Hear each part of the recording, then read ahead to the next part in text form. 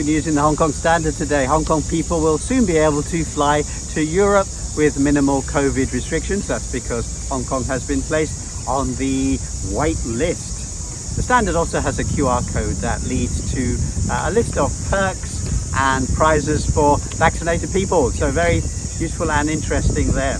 Good news for kids. China has passed a law banning tutorial colleges and vacation schools. The idea is to relieve pressure on children and families. So I hope that spreads to Hong Kong and elsewhere.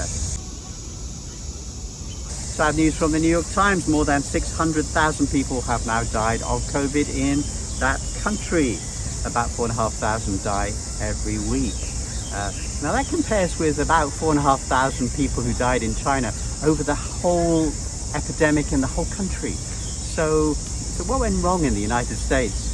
I think one of the problems is the failure to report how China managed to achieve zero COVID in some of the world's greatest COVID hotspots.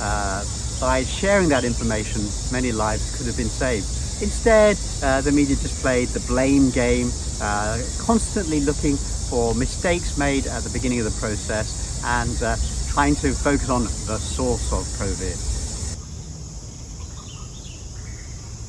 South China Morning Post reports that America will build an alliance at the UN to counter the malign influence of China and investigate the source of COVID-19. So there you go, there's the problem. They're playing the blame game instead of trying to solve the problem.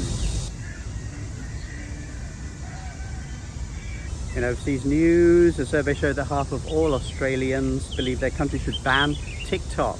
Why? Because it's owned by Chinese people. 4 out of 10 Australians believe that Australians of Chinese origin can be mobilized by the Chinese government to undermine Australia's interests and social cohesion. They really think that all people of Chinese race are like bad guys, spies. It's amazing.